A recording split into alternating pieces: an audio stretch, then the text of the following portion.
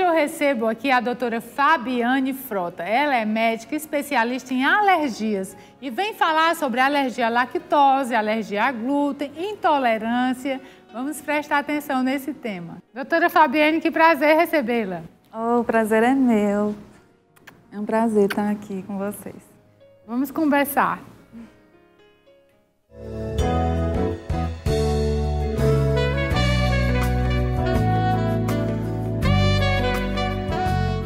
Doutora Fabiane, é um prazer recebê-la. Muito obrigada pela presença. Eu que agradeço a oportunidade de estar aqui esclarecendo a população para um tema que é tão importante e que tanta gente desconhece e às vezes muita gente tem o problema e não sabe como chegar a um diagnóstico.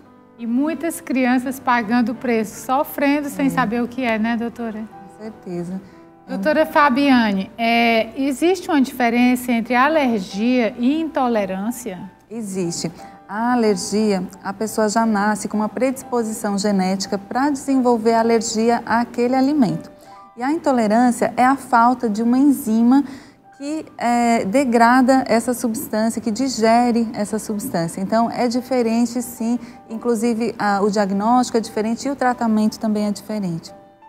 E a intolerância, ela traz assim um mal-estar digestivo? Isso. Os pacientes que têm intolerância à lactose, geralmente eles têm diarreia, dor abdominal, muitos gases, às vezes vômitos, sensação de empachamento. Então, esses são os principais sintomas, tanto de intolerância à lactose quanto de intolerância a glúten. E a criança já pode nascer com isso? Pode, mas a maioria das pessoas vai desenvolvendo com o tempo. Mas existe sim a intolerância à lactose hereditária. Já a alergia, a pessoa nasce com a predisposição, mas desenvolve. Tem que ter um primeiro contato, mesmo que seja um único contato. Por exemplo, a criança que nasceu e recebeu um leite na maternidade antes de começar a ser amamentada. Então, ela já teve um primeiro contato com o leite e aí então ela pode desenvolver alergia. Mas isso não necessariamente começa na infância, pode começar mais para frente. E como a mãe de um bebê que bebe o leite e provoca, passa mal, porque muitas crianças têm intolerância. Porque é leite de lata, não, porque é leite de vaca. Como a mãe pode diagnosticar, qual teste ela pode fazer para notar assim? Certo. Geralmente os sintomas da alergia são um pouco diferentes, porque 90% das crianças que são alérgicas têm sintomas de pele. Então tem manchas vermelhas na pele, coça, essas manchas podem ser as urticárias, que ficam aqueles vergões, né, que as mães dizem que a criança fica intoxicada. Então essa alergia de pele, ela geralmente acompanha os sintomas gástricos, ou às vezes são apenas sintomas de pele. Pode ter sintomas respiratórios também, pode ter falta de ar, tosse, chiado no peito e pode ter até o sintoma mais grave, que é o choque anafilático, que é o edema de glote, que pode levar inclusive a óbito. Então a alergia ela é grave, potencialmente grave, e esses são os sintomas. Já na intolerância, os sintomas vão ser apenas gástricos, são sintomas que incomodam muito, mas não tem risco de vida. E no caso do glúten, quem tem intolerância à lactose também tem intolerância a glúten? Não, são doenças diferentes, né? Então, a pessoa que tem intolerância à lactose não necessariamente vai ter ao glúten também, é diferente. E a pessoa que é alérgica a leite também não necessariamente vai ser alérgica ao trigo. E como saber no trigo também, ao glúten, se a pessoa é alérgica a glúten, como descobrir, doutora? No caso da alergia, a gente tem testes cutâneos. São testes onde a gente coloca o extrato comercial do leite, do glúten, na verdade do trigo, que é a gliadina, no braço do paciente, várias gotinhas, e faz uma leve picadinha em cima de cada gotinha. Espera 15 minutos e aí vê o resultado. Já no caso de intolerância, são exames de sangue. Então, o paciente ele vai chegar no laboratório, ele vai tomar a lactose e vai colher o exame de sangue para ver se ele tem a enzima que digere o leite, que digere a lactose. E aí, quanto tempo depois a pessoa tem um resultado? Tem que ir em jejum? Tem que ir em jejum para fazer esse exame de sangue e o resultado é rápido. O exame de intolerância a glúten também é um exame de sangue, não precisa ingerir nada, é apenas coletado o exame de sangue.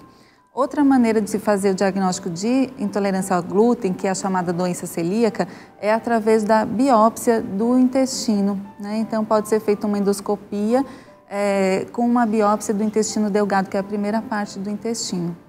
Aí dá para a pessoa diagnosticar se tem esse problema. Sim. E como as mães podem driblar essa situação, porque o leite para a criança é muito importante. O leite também o trigo, né, está em quase todos os alimentos. É verdade.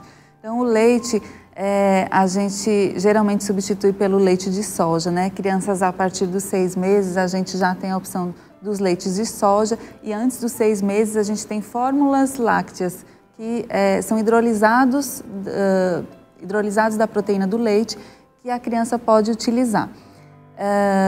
Hoje em dia já tem muitos produtos à base de soja, né? Então bolos, pães, chocolate, né? Então todos os derivados do leite a gente encontra na soja e consegue substituir.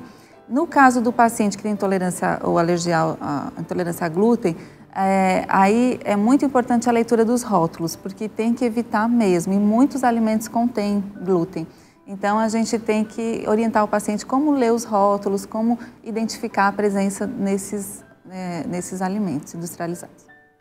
Doutora, a senhora tratando de alergia, sendo especialista em alergia, fica impossível não fazer essa pergunta. Eu gostaria de saber assim, nesse tempo de ventanias, perto da florada dos cajus, né? Muita gente fica com coriza. Na verdade, assim, existem poucos estudos sobre o pólen do caju, que é uma planta nossa mesmo, né? Mais daqui. Então, o que se sabe é que o pólen do caju ele é muito pesado, então ele não conseguiria viajar muito a longas distâncias para causar alergia. Mas aquelas pessoas que moram, tem um cajueiro perto do seu quarto, né? Que moram em casas, em ruas que tem cajueiros, essas seriam mais suscetíveis, porque o pólen poderia chegar até elas. Já pessoas que moram em apartamento, mais difícil. Então a gente acredita que seria, na verdade, os ácaros. O vento traria a poeira e a poeira é que seria a maior vilã nessa época dos ventos, e não o pólen do caju. E as crianças, né, e as pessoas idosas têm pago um alto preço. Mas é coincidência, né? Porque sempre em fase de ventania tem sempre muitas crises alérgicas, né? Porque o vento ele traz a poeira, né? Realmente prejudica bastante. Voltando ao tema, como tratar uma pessoa? Existe prevenção para a pessoa não ter alergia a glúten ou para não ter alergia à lactose? Se o paciente já tem uma história familiar, se a mãe teve alergia, o pai ou algum irmão, a gente orienta a introdução mais tarde desses alimentos, né? Então, se já tem uma história familiar, a gente tenta postergar a introdução de alguns alimentos que são mais alergênicos, né? O leite, a amamentação até os 6 meses, com certeza é um fator de prevenção.